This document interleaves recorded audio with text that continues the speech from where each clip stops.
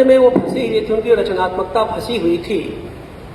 उसको हम लोग अब जैसे जो एमए के यहाँ छात्र बैठे हैं, रिसर्च स्कॉलर, हम लोग समझ नहीं पाते थे कि मामला क्या है। वो ठीक है कि परिमल और प्रगतिशील लेखक संघ तब तक अवसान को प्राप्त कर चुका था जब तक हम लोग यहाँ पर आए, लेकिन ये समझ नहीं आता था कि जगदीश जी के जब कवियों के पास जाया जाए, उस समय जो रचनाकार होते थे, कथाकार, तो उनको चित्रकार मानते थे, और जब चित्रकारों के पास जाया जाए तो कहते उनको कवि मानते थे। मैंने न चित्रकार मानते थे, कवि न कवि मानते थे। ये अजीब दुविधा थी। अच्छा, वह किसी के बारे में कोई टिप्पणी नहीं करते, खराब टिप्पणी नहीं करते थे। वो बड़े प्रेम से मिलते थे, सद्भाव से मिलते थे, सबके साथ मिल बैठ करके आशीर्वाद देते थे। नाग वासुकी के उनके घर पर जाइए तो बड़े नीचे पूरे तहखाने को दिखाते थे, और बहुत सारी स्मृतियाँ उनके साथ रहीं। उनके बारे में अब सोचिए कि एक तरफ तो ये इलाहाबाद का जो साहित्यिक परिसर था इस तरह से निर्मित हो रहा था जो हम लोगों की पीढ़ी तक आया था, यानी सोचिए उनके ज़माने में। और मैं तब भी और आज भी मैं खोजता हूँ कि जिस परिमल के संस्थापक के रूप में और अनिला गुरबे से यहाँ बैठे हुए हैं, इनके पिताजी से उनका बहुत अच्छा समाजवादी रिश्ता था, चर्चा करते थे। ये जो धर्म भारती उनके क्लास फेलो थे, और ये धीरेन्द्र वर्मा उनके गुरु थे, और जगदीश गुप्त खुद मेरे गुरु सत्यप्रकाश मिश्र के गुरु थे। तो उस कारण से भी उनसे एक रागात्मक लगाव था, बहुत सारी चीज़ें थी। लेकिन मैं इस बात को बार बार सोचता था कि फिलाक ने उनको कहा है कि उनके बारे में कहा है कि स्पाई ऑफ ह्यूमन रिलेशंस, यानी लिखा कि जो मानवीय जो चरित्र होते हैं उसके स्पाई थे। मैंने उसको बहुत बारीकी से पकड़ लेते थे। एक फिलाक साहब के सम्मुख गए तो उन्होंने एक शेर भी सुनाया था जगदीश जी ने कि खुदी भी नहीं बेखुदी भी नहीं, चले भी आओ यहाँ कोई भी नहीं। तो इस तरह की चीज़ें चर्चा होती थी। नई कविता के संपादक थे, बहुत ही बहुविध व्यक्तित्व था, बहुरचनात्मक व्यक्तित्व था उनका। कवि, संपादक, चित्रकार, शैल चित्रों का अध्येता, और इस तरह से नए जो रचनाकार थे उनको प्रश्रय देना, उनके बारे में चर्चा करना, उनसे जुड़ना। फिर भी एक कहीं न कहीं उस इलाहाबाद के परिवेश में चुपती थी। बहुत खोजने के बाद ही मुझे विजय जवाहर शाही, जो सबसे नई कविता का सबसे सशक्त और ओजस्वी स्वर था, उनका कोई लेख नहीं मिलता जो प्रामाणिक रूप से शाही ने जगदीश गुप्त के रचनात्मक विकास पर लिखा हो। लक्ष्मीकांत वर्मा भी लगभग चुप रहे, और जो बोल रहे हैं वो उनके खिलाफ बोल रहे हैं। उस समय में जो जहाँ से हम लोगों का निर्माण हो रहा था, यानी जिसे आप कह सकते हैं कि उस समय यहाँ पर जन्मादि लेखक संघ था, और मार्कंडेय जी थे, भैरव प्रसाद गुप्त थे, बहुत सारे दूधनाथ सिंह थे। तो जब हम लोग इनके दरबार में बतौर छात्र जाते थे और सीखने की कोशिश करते थे तो अच्छे तो लगते थे जगदीश जी।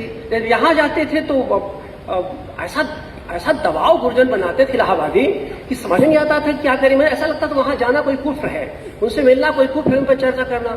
अच्छा, मैं आज के दिन जब एक लंबी सेवा के पश्चात और एक काफ़ी अनुभव हम लोगों को मिल चुका है, तो उस समय जगदीश जी और गोविंद चंद पांडे दो लोगों से मैं जुड़ा हुआ था। आज लगता है कि गोविंद चंद पांडे से जुड़ करके तो कुछ गड़बड़ हो रहा था, लेकिन जगदीश जी से आज तक समझ नहीं पाया कि उनसे जुड़ कर उन पर बोल करके ऐसा कौन सा कुछ बतौर छात्र हम लोग कर रहे थे जो गड़बड़ था, जो नहीं करना चाहिए था।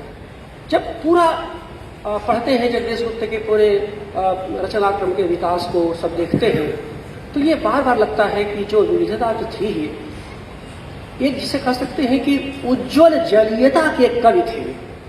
देखिए, आप यह कह दीजिए कि नहीं वो कवि तो थे और कविता बड़ी चर्चा हुई और आलोचना पर कम चर्चा, ऐसा नहीं है।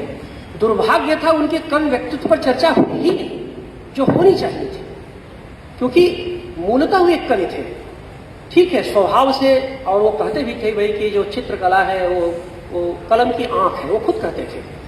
वो जो है इस बात को भी कहते थे कि भाई ऐसा है कि ये जो नाव के पांव जो संग्रह उनका पहला आया था, तो वो उसको लेकर के भी यहाँ पर एक बहस शुरू हो गई। अब जैसे कि ये भी था कि मिलते सबसे अच्छे से थे, लेकिन पता नहीं किस प्रक्रिया में उनसे उस समय के उनके शिष्य भी चिढ़े रहते थे और उनके गुरु भी चिढ़े रहते थे। अब इस एक ऐसे रचनाकार की विडंबना देखी जिनसे गुरु के भी संबंध बहुत अच्छे न हो और शिष्य के भी संबंध अच्छे न हो, अब फिर भी वो लिखे जा रहा, काम किए जा रहा है, ये सब सारी चीज। अब जैसे नाव के पांव वाली स्थिति थी, तो अब केशरीलाल जी थे, केशरीलाल जी नाराज थे रीतिकालीन संग्रह के संपादन जिसमें उनका नाम नहीं गया हुआ था, तो घूम घूम के कहा करते थे उस दौर में कि अब नाव के पांव तो लिख दिया है, अब जो है ये जो पुल की जांघ अब इनको लिखना है। अब जरा बताइए कि अभी ये चीजें हम लोगों को बताई जाती थी तो लगता था भाई नाव के पांव और पुल की जांघ में जो कविता फंसी रहेगी उसका क्या मतलब रह जाए, कितना निकल पाएगी, क्या कर पाएगी वो। तो ये चीजें होती है। सोचिए कि मतलब है कि नाव के पांव, ये शब्द ध्वंस, हिम विध, आक्रोश के पंजे, बोध वृक्ष, इस तरह की सशक्त काव्य रचना लिखने वाले को किस तरह से डाइल्यूट किया गया अपने जमाने में, इस बात को मैं पूरी जिम्मेदारी से कह रहा हूं। क्योंकि एक शिक्षक के नाते जो 3 दशक पढ़ाते हो गया, और जब हम छात्र थे इस विश्वविद्यालय में तो एक दशक से ज्यादा समय हमने यहाँ बिताया, तो उस पूरे परिवेश को जो हमने देखा, तो जब कुमार वीरेंद्र जी की ये आमंत्रण मिला तो बहुत खुशी हुई कि भाई उन पर चर्चा। अब आप जानते हैं कि छात्र समय में जब आप छात्र होते हैं तो जो दबाव रहता है संस्कार वाला, उससे उबरना बड़ा कठिन होता है। जब एक फीट कर दिया गया ना कि भाई ठीक है, इनमें जनपक्षधरता नहीं, इनमें प्रगतिशीलता नहीं, इनमें जीवन का नहीं है, अभी कविता तो थी ना। और मैं आपको बता दूं कि जगदीश जी वे व्यक्ति थे जो पूरे जीवन कविता को मनुष्यता की मातृभाषा कहा करते थे, जिसे आचार्य शुक्ल ने मनुष्यता की संरक्षणी कहा था, उसको जगदीश गुप्त ने मनुष्यता की मातृभाषा कहा। और मनुष्यता की मातृभाषा के लिए हमेशा इस बात कहा कि वह कविता जो मनुष्य के पक्ष में खड़ी नहीं होती, उस कविता को कविता कहलाने का कोई हक नहीं है। इसके बावजूद भी नई कविता को लेकर के तमाम तरह के दुष्चर्चाएं उनके रचनात्मक अवदान को लेकर के लगातार होती रही। यह एक विडंबना थी, और कई बार कुछ अच्छे साहित्यकारों के साथ इस तरह की विडंबनाएं घटित हो जाती है, जिनको आने वाली पीढ़ी अगर दुरुस्त कर सके तो ठीक है, अन्यथा वो कहीं न कहीं वो इस तरह की चीजें पड़ी रहती हैं। जहां तक उनसे मेरे संबंधों की बात है तो निश्चित रूप से देखिए, मैं जब हमें भी चित्रों के बारे में बताते थे तो मुझे बराबर लगता था कि उनके भीतर एक कलाकार का व्यक्तित्व और कवि की गरिमा हमेशा मौजूद रहती थी। एक कलाकार के व्यक्तित्व और कवि की गरिमा दोनों से वो हमेशा संचालित होते थे और दोनों को लेकर के आगे बढ़ते रहते थे। वो ब्रजभाषा को लेकर के उन्होंने काम किया, उस पर शोध किया, रीति काव्य को लेकर के गुजराती और ब्रजभाषा के कृष्ण काव्य परंपरा पर। उसके डिटेल्स में प्रभाकर सिंह ने बताया, उस पर मैं नहीं जाऊंगा। लेकिन ये जरूर था कि आप जब देखें कि ब्रजभाषा की जो स्वायत्तता और नई कविता की आधुनिकता के बीच उनका मन हमेशा कहीं न कहीं उद्वेलित रहता था। और जब वो कविता की व्याख्या कर रहे थे, नई कविता की व्याख्या कर रहे थे, तो उस ब्रजभाषाई रीतिकालीन काव्य की जो स्वायत्तता थी उसको कभी नकार नहीं पाए, उससे कभी इनकार नहीं कर पाए। वह भी कविता की सामाजिकता को लेकर, जबकि मैं उस पर चर्चा थोड़े करूंगा कि नई कविता के सूत्र क्या थे जो जगदीश गुप्त प्रस्तुत करना चाहते थे, जिस पर चर्चा ही नहीं। उनके बहुत सारे लेख नई कविता पर हैं जिनकी न तब कायदे की चर्चा होती थी, न अब कोई चर्चा होती है, जबकि उसके बहुत मौलिक सूत्रों ने अपने समय में दिया था कि कवि के व्यक्तित्व को बचाते हुए भी, कवि के व्यक्तित्व को सुरक्षित रखते हुए भी उसे लोक संपृक्त बनाया जा सकता है, उसे लोकाभिमुख बनाया जा सकता है। ये सब सारी चीजें थी। है वो जो कुछ स्मृतियां थी मेरे पास, तो वो उसमें सबसे पहले मेरी मुलाकात, जब बहुत सारी मुलाकातें हुई थी, पर 1995 उनके मैं घर गया तो उस समय उनका सांझ कविता संग्रह उनका आया हुआ था, और वो सांझ कविता संग्रह वो मुझे उन्होंने दिया। सांझ कविता संग्रह को देते समय वह इस बात को बड़ी तारीफ कर रहे थे कि वह जयशंकर प्रसाद के आंसू से बहुत वो खुद करते थे। और सोचिए वह संग्रह 1995 में के आसपास प्रकाशित होता है, लिखा गया था 1950 के दशक में, 50 और 55 के बीच लिखा हुआ, कहीं वो उसको दबा के रखे हुए थे और उसको प्रकाशित नहीं करवा पाए थे। लेकिन वो कहते थे कि कहीं न कहीं प्रसाद के आंसू का मेरे कविता काव्य बोध के निर्माण में एक निर्णायक भूमिका रही है। इस बात को लेकर के और मुझसे चर्चा होती थी, और इसके बाद उसमें जो चित्त प्रसाद से जुड़े क्यों, प्रसाद के चित्राधार का जिक्र करते थे, और चित्राधार की जो चित्रात्मकता थी उसको आधार बना करके वे इस पूरे कविता को लिख रहे थे। और उसकी एक पंक्ति है कि कल आंखों के आंगन में पुतली ने रास रचाया, अनुराग हृदय का सारा खींचकर अधरों पर आया। अब आप देखिए कि अनुराग हृदय का सारा खींचकर अधरों पर आया, ये पूरी की पूरी एक प्रसादी शैली है। प्रसाद की जो ऐसा लगता है कि काव्य आत्मा उनके भीतर कहीं प्रवेश कर गई है। तो चित्रकला की बारीकियों को किस कवि ने किस रूप में रेखांकित किया, पहचाना है, इसको भी अपनी परंपरा से वो रेखांकित करते थे, और उस कारण से वो प्रसाद के बहुत करीब थे, या उनकी चेतना, काव्य चेतना प्रसाद के बहुत करीब थी। लेकिन जब मैं इस बात को देखता हूँ तो उनमें जो वेराइटीज हैं, जो विविधताएं हैं, मुझे बार बार लगता है कि उनकी जो काव्य प्रतिभा थी, उनको जो साहित्यिक प्रतिभा थी, वो एक अंतरिक्ष को आह्लादित करने वाली सृजनात्मकता थी। अंतरिक्ष को आह्लादित करने वाली सृजनात्मकता से आशय मेरा ये है कि वह जीवन को समग्रता में समझने की कोशिश कर रहे थे। वो कट और पेस्ट में यानी किसी बाइनरी में नहीं देखते थे, और वह मूल तक पहुंच करके समग्र जीवन के उत्सव धर्मी रचनाकार के रूप में खुद को स्थापित करना चाह रहे थे, जिसमें कहीं कहीं दुविधा बहुत थी, कहीं कहीं अंतर्द्वंद था। और इस अंतर्द्वंद से जैसे कि इस पर बड़ी चर्चा इलाहाबाद में होती थी, और इस बात से मैं भी सहमत हूं कि कई बार कविता में जितने जन पक्षधर, जितने जीवन धर्मी, जितने लोकाभिमुख दिखाई देते हैं, विचारों में, वक्तव्यों में कई बार उससे अलग हट जाते हैं। और कई बार जब उससे अलग विचारों में सामान्य विचारों में यही वजह रही कि अंतिम समय में आक्रोश के पंजे लिखने वाला व्यक्ति, रचनाकार, जो बाबरी मस्जिद के ध्वंस के बाद संग्रह प्रकाशित करता है, और उसमें कसी मुट्ठी, तनी मुट्ठी, खिंची मुट्ठी, उठी मुट्ठी, ये जो स्वर था वह अखिल भारतीय लेखक संघ का अध्यक्ष बन गया, जो निश्चित रूप से एक खास तरह का एक संगठन था। और उस पर बहुत विवाद हुआ कि वह प्रतिक्रियावाद में चले गए, वह एक रिएक्शनरी हो गए। लेकिन ये सब बातें तो सरफेस से चलती रहती थी, लेकिन कभी लोगों ने उनकी रचना धर्मिता की जो मुख्य धारा थी, जो मुख्य प्रमुख आधार था, उस पर चर्चा ही नहीं की और न लिखा। लेकिन वह भी नई कविता के माध्यम से 54 से लेकर के 64 तक लगातार 8 खंडों में प्रकाशित हुई, और लोक भारती ने उसे छाप भी दिया है, आप उसे देख सकते हो, हमारे छात्र हैं। तो उसमें बहुत कुछ ऐसा है जो उस दौर को देखने और समझने के लिए बहुत जरूरी है। वो प्रसाद से, अब देखिए खुद जैसे वो नाव के पांव में खुद ही कह रहे हैं कि लिखता तो कविता हो, कई बार इसके लिए वो खुद भी जिम्मेदार है, यानी ऐसा नहीं कोई दूसरा जिम्मेदार है। वो समझ नहीं पा रहे थे कि उनका जो काव्य बोध है वह ताकतवर है, या उनके रेखाचित्र ताकतवर है। वह महादेवी के पास भी जाते हैं, वो प्रभाकर माचवे को समझने की कोशिश करते हैं, और वो सीखे हैं, चूंकि उनके गुरु थे जेटली जी यहाँ बैठे हुए हैं, इसी विश्वविद्यालय के बड़े छितेंद्र मजूमदार उनके रेखाचित्र कला गुरु थे वो, जिससे बाकायदा प्रशिक्षण लिया उन्होंने, और सारे चित्रों के में लेकर के, शाहाबाद को लेकर के, अपने गांव को लेकर के, यानी इतने भटकते रहते थे कि पता नहीं क्या खोज रहा हूं।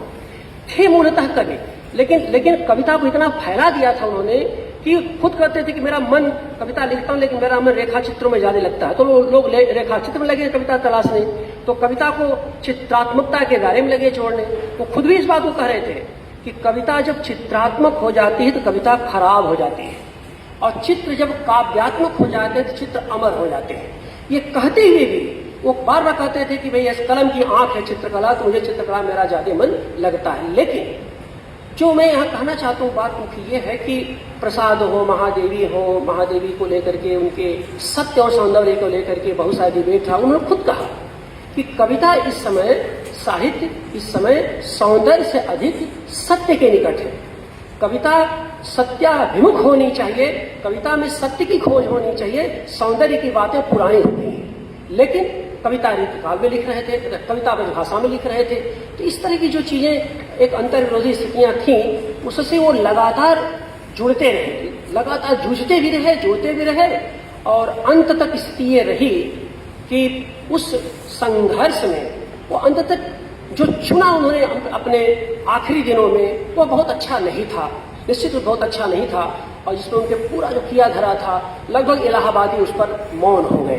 तो उससे उन बातों को छोड़ करके अगर उनके साहित्य पर चर्चा की जाए तो बहुत कुछ उनमें आवेग धर्मिता है, बहुत कुछ ऐसा है, जैसे कि जैसे मैं कहा कि मैं ऐसा कि जो जलीयता है, मैंने आप देखिए कि जो बादल होते हैं वे समुद्र से ढेरों बूंदें ले लेते हैं और उसके बाद वे अमृत की कुछ बूंदें कुछ जगह गिरा देते हैं। अब अमृत की कुछ बूंदें गिरा देते हैं तो उसमें वो अमृत बूंदें गिरेगी कहाँ, टिकेगी वहीं जहां गहराई होगी। जगदीश गुप्त में वह गहराई थी, लेकिन उस गहराई में झांकने वाले लोग उनके जमाने में जो हम सफर तो नहीं थे। मैं ये कहना चाहता हूं कि उस गहराई में जितना जो उनकी जल स्रोत था उस पर कोई किसी ने झांकने की कोशिश नहीं की कि इसकी गहराई कितनी है। और निश्चित रूप से उसका असर ये रहा कि जगदीश जी बहुत कुछ करने के बावजूद भी उनको वह दाय नहीं मिला जो मिलना चाहिए था। ये हमारे छात्र यहाँ बैठे हुए हैं जो MA के रिसर्च, आप ये सोच नहीं सकते कि उनके निर्माण में न महादेवी की भूमिका थी, न जयशंकर प्रसाद की भूमिका थी, प्रभाव जरूर था। सचमुच में निर्माण किसी ने उनका निर्माता था तो वो थे मैथिली स्वर्ण गुप्त थे। मैथिली स्वर्ण गुप्त से हाशिए के समाज का, स्त्री जीवन का वह अक्ष उन्होंने चुना, वह क्षेत्र चुना जहां से संभोग लिख पाए, गोपा गौतम लिख पाए और ये शांता लिख पाए, ऐसी काव्य पुस्तकें वो दे पाए थे। ये मैथिली स्वर्ण गुप्त इसी नाते मैथिली स्वर्ण गुप्त के जन्मदिन को कवि दिवस के रूप में मनाते थे। हमसे तो उनकी बातचीत का सिलसिला तब शुरू हुआ ज्यादा जब वो हिंदुस्तानी एकेडमी से मुक्त हो चुके थे। राम गोपाल राय 1995 में हिंदुस्तानी एकेडमी के अध्यक्ष रूप में, आज वो 91 से 94 या 95 तक थे, 3 साल वहाँ एकेडमी के अध्यक्ष थे। तो उसके बाद काफी आना जाना हुआ और वह लगभग बहुत बीमार रहते थे। लेकिन जब मैं उनके रचना का वो किताबें देते थे और हम जब उसका अध्ययन करते थे और स्मृतियाँ बातचीत होती रहती थी, और एक स्थिति तो ये आ गई इलाहाबाद में कि सारे दरबारों में हम लोग स्कूटर लेके, हमारे मित्र यहाँ दिख नहीं रहे, सूर्य नारायण हुआ करते हैं, पता नहीं यहाँ नहीं आए हैं, हम स्कूटर बैठा के घूमा करते थे। तो डर के मारे मैं बताना बंद कर दिया कि मैं जगदीश गुप्त के यहाँ से आ रहा हूँ। एक स्थिति ये भी आ गई, इतना तनाव मिलता था जगदीश गुप्त यहाँ से आ रहे हैं। और हमारे जो गुरुजन हुआ करते चोरी अपनी जमाने में उनके यहाँ जाया करते थे, उसमें एक दूधना सिंह भी थे। लेकिन पहुंच जाइए तो ऐसा प्रशिक्षण देते थे, ऐसा लगता है भाई कोई कुछ हो गया।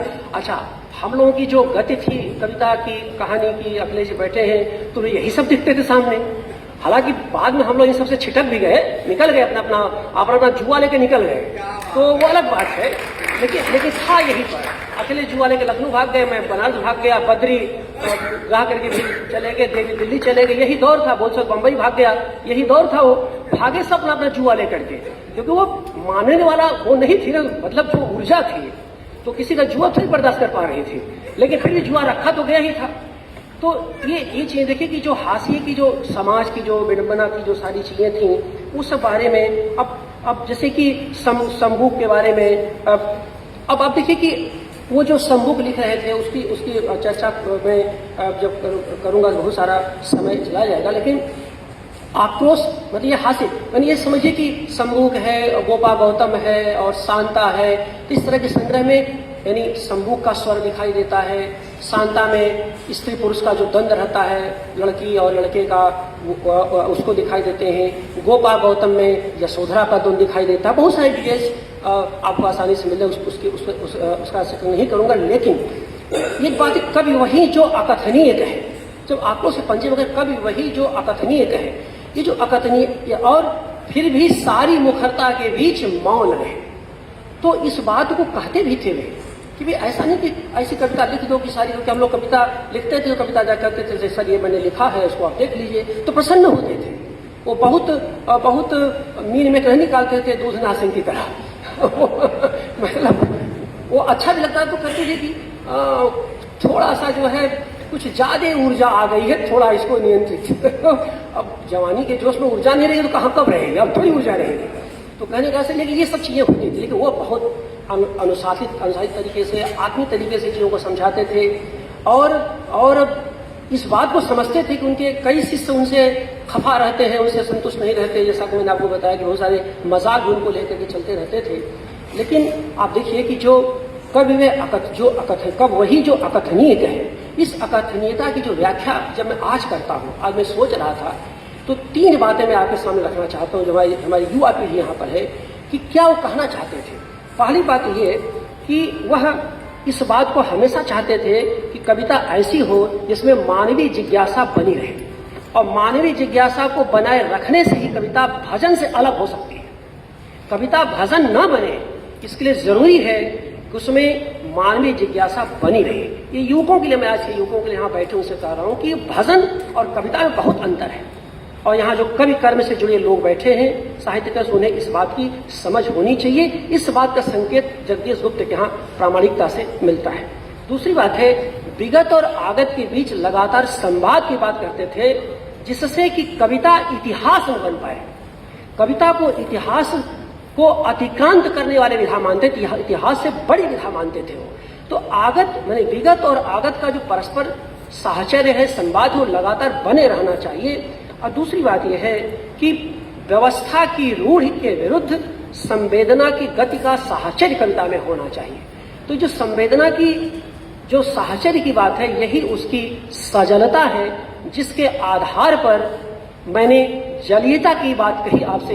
एक तरह जो सशक्त जलीयता का जो रचनाकार थे वो हमारे बीच थे, और इस रूप में उनको अगर हम आज देखते हैं तो बहुत ही महत्वपूर्ण तरीके से हम लोग उसको कह सकते हैं।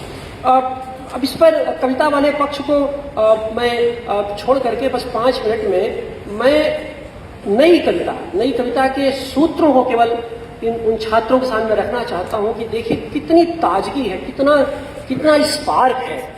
नई कविता की बहुत सारे हम लोग बात करते हैं, इस बात को लगातार वो कहते थे कि देखिए जो प्रगतिशील कविता आई वो मार्क्सवाद के कारण से आई, प्रयोगवाद विज्ञानवाद के कारण आया। लेकिन जो नई कविता है वो नए मनुष्य की तलाश से जो इस नए मनुष्य पर बार बार वो जोर देते हैं, और इस नए मनुष्य पर जोर देते हुए वो जो लघु मानव की बहस, विजयदेव शाही ने लघु और महत्व की बातें करते हैं, तो लघु मानव और महान लघु मानव का विरोध करते हैं। ये मुखरता है। शाही जी को बुरा लगे अच्छा लगे, बहुत गहरे मित्र थे, रामचंद्र चतुर्वेदी उस समय यहाँ पर थे, सब कुछ था, मित्र लोग थे, लेकिन इसकी कभी उन्हें परवाह। एक बात उनकी बड़ी, जो हमारी युवा साथियां बैठे हैं, बताना चाहता हूं कि लघु वाली बात को समझिए। वो कहते थे कि लघु का मतलब ये है कि आप महानता की गुलामी कर रहे हैं, यानी लघु का जैसे लघु मानव की बातें करेंगे, इसका मतलब कोई महान मानव है जिसके बरक्स लघु मानव की आप स्थापना करना चाहते हैं। उनका ये लघु मानव नहीं चलेगा, क्योंकि नए मनुष्य की आहट सुनाई दे रही है, और नए मनुष्य की आहट में उनका सिद्धांत विकसित होता है, जो अपनी कविता के माध्यम से ही व्यक्त करना चाहते थे और आलोचना के माध्यम से व्यक्त करना चाहते थे। कहते थे कवि के व्यक्तित्व का होना काव्य में बहुत जरूरी है, और कवि के व्यक्तित्व के साथ ही उसमें लोकगत यानी लोकाभिमुख उसका होना पड़ेगा। कवि के व्यक्तित्व को छोड़ करके उसकी लोक संप्रकृतता, उसकी सामाजिकता को नहीं समझा जा सकता, और इसको सीधे सीधे वो भक्ति काल के कवियों से जोड़ते थे। कहते भक्ति काल के कवियों में शानदार कविताएं थीं, और इसके साथ साथ उनका कवि व्यक्तित्व भी उतना ही शानदार था। तो ये जो व्यक्तित्व और सामाजिकता के बीच की जो बाइनरी हुआ करती थी, उसको उन्होंने ध्वस्त कर दिया और कहा कि कवि वही जो अकथनीय कहे तो कहे, लेकिन कवि का व्यक्तित्व सुरक्षित रहना चाहिए। अब आप ये सीरियट को आप कोट कर सकते हैं, ये रिचर्ड्स कोट सकते हैं कि भाई सहमत या सहमत अलग मुद्दा है, लेकिन वो अपने, और उन्होंने पाश्चात्य साहित्य को पढ़ा था, भारतीय काव्य शास्त्र को पढ़ा था, उर्दू की अच्छी जानकारी रखते थे, सब कुछ था, लेकिन फिर वो अपने मूल्य से उन्होंने कभी समझौता नहीं किया। तो इस रूप में आप देखेंगे कि जो नए मनुष्य की प्रतिष्ठा की बात है, वो बार बार कहते हैं कि ये जो शैली के शब्दों को बार बार उद्धृत करते थे कि कवि जो होता है वो लेजिस्लेटर होता है और प्रॉफिट होता है, यानी विधायक भी होता है और भविष्य दृष्टा भी होता है। तो तो कवि को वो लेजिस्लेटर भी मानते थे और प्रॉफिट माने भविष्य दृष्टा ही मानते थे। और जो संस्कृत काव्य शास्त्र की बुनियाद है कि अपारे काव्य संसारे कविरेव प्रजापति यथास्मय रोचते विश्वम तथेकम परिवर्तते। तो जैसा रुचिकर लगता वो बदल देता है। इस बदलाव की आहट वो नए मनुष्य में लगातार देखने की कोशिश कर रहे थे। प्रभाकर ने और अन्य वक्ताओं ने बहुत अच्छी तरीके से जो है, अविनाश ने इस बात की एक और अच्छा देखिए रसानुभूति को लेकर के, तो सहानुभूति और रसानुभूति की जो उनकी बात थी, सोचो उस जमाने में कितनी मूल्यवान बात थी जिसकी चर्चा आज भी, जिसकी प्रासंगिकता आज भी कहते कि रसानुभूति है। कहते कि कवि का जो व्यक्तित्व है और वह उसकी कवि का व्यक्तित्व है और उसकी जो भावाकुलता है, तो रसानुभूति में जो साधारणीकरण कहते हैं, शुक्ल जी कहते हैं कि आलम्बन तो धर्म का होता है साधारणीकरण, तो कहते ही नहीं, कवि का व्यक्तित्व उसके भावाकुलता में, उसकी भावात्मकता में विलय उसका नहीं होना चाहिए। इस बात कहते हैं जो रसानुभूति को लेकर के जो चर्चा की गई कि कवि का व्यक्तित्व उसके भावानुभूति में विलय हो जाए, उसमें समाहित हो जाएगा, ना, इस रसानुभूति की व्याख्या अब नहीं चलेगी। कहते हैं सहानुभूति की बातें वो करते हैं कि दोनों का जो अस्तित्व होगा वह होना चाहिए। और इस बात को एक तरह का ऋष्टि की भूमिका में देखने की कोशिश करते हैं। तो इस तरह से आप देखिए अर्थ की लय उनका जो निबंध था उसमें भी बड़ा मजाक उड़ाया गया। लेकिन अर्थ की लय का क्या मतलब है? अर्थ की लय में उन्होंने गद्य की में कविता को संभव तो बनाया। सबसे बड़ी बात है कि गीत कविता को उन्होंने स्पेस दिया। गीत कविता को अर्थ की लय में कहे कि शब्द की लय तो होती है, संगीत में होती है, लेकिन साहित्य में कविता में जो अर्थ की लय की बार कहे थे, ये जगदीश गुप्त की सबसे बड़ी नई कविता के भीतर देन थी कि जो गीतात्मकता आ रही थी, नई कविता के समान साथ गीतात्मकता आ रही थी, नवगीत आ रहे थे, उसको भी अर्थ की लय के माध्यम से एक तरह से उन्होंने सुरक्षित करने की कोशिश की, स्पेस देने की कोशिश की। तो बौद्धिकता और भावात्मकता दोनों के सहमेल से जो उनका व्यक्तित्व बनता है वह हमारे लिए बहुत ही महत्वपूर्ण है। और आज के दिन निश्चित रूप से अगर आप देखें कि उनके आरंभिक जो 3 काव्य संग्रह हैं, आरंभिक 3 उनके काव्य संग्रह हैं, आप देखेंगे कि नाव के पांव, शब्द दंश और हिमविद्य, सब 54 से लेकर 64 विद प्रकाशित हैं। उनकी भूमिका पढ़ जाइए। उनकी कविताएं अच्छी लिख रहे थे और अच्छी कविता के साथ कविता का प्रचार भी कर रहे थे। ये भी हमें सीखना चाहिए। हम शिक्षकों छात्रों को केवल कविता लिखना महत्वपूर्ण नहीं होता, कविता के पक्ष में खड़ा होना भी उतना ही मूल्यवान है। और अब अगर आप कवि होकर कविता के पक्ष में खड़े नहीं हैं तो आप समझिए कैसे जनता से उम्मीद करते हैं कि आपकी कविता जनता पढ़ेगी। तो जो उनकी पक्षधरता थी वो लगातार इस बात को लेकर के और जब ये सब चीजें होती थी तो बराबर वो कहते थे कि भाई ऐसा है कि कविता की पक्षधरता का मतलब होता है कि जो दृष्टि हमको भारतीय आचार्यों में भामा क्यों दिखाई देती है, भामा से लेकर पूरा जो काव्य शास्त्र निर्मित होता है उसने कविता के साथ साथ कविता के प्रचार, कविता पर विचार पर चर्चा लगातार करते, जो बीच में खंडित हो गया, जो दरबारों में कैद होकर चीजें बिखर गई। तो कुल मिला जुला के बात यह है कि आप इस चीज को देख सकते हैं कि जो उनके भीतर की जो बेचैनी थी, वो जो बेचैनी थी वो बड़ी मूल्यवान थी। और एक अंतिम बात ये कि उनकी कविता की पंक्ति है कि इन विक्षुब्ध तरंगों की अपनी गाथा है, महाकाव्य के किसी सर्ग में आ जाने दो। इन विक्षुब्ध तरंगों की अपनी गाथा है, महाकाव्य के किसी सर्ग में आ जाने दो। यह जो पंक्ति है यह दीप अकेला है, गर्व भरा मदमाता, इसको भी पंक्ति को दे दो। तो अज्ञे से टकराते भी हैं लेकिन अज्ञे को छोड़ भी नहीं पाते, तो इसको भी पंक्ति को दे दो। यानी जैसे दीपक का अपना व्यक्तित्व है लेकिन उसे सामाजिकता से भी जोड़ने का स्पेस मिलना चाहिए, वैसे ही खुद इनकी कविता की पंक्ति थी कि इन विक्षुब्ध तरंगों की अपनी गाथा है, महाकाव्य के किसी सर्ग में मिल जाने दो। तो मैं कहना ये चाहता हूं कि जगदीश गुप्त उन विक्षुब्ध तरंगों की तरह थे जिनकी अपनी गाथा है, और आज इलाहाबाद विश्वविद्यालय ने इसे महाकाव्य के किसी सर्ग में मिल जाने का जो अवसर प्रदान किया है वो हम सब के लिए बहुत मूल्यवान है।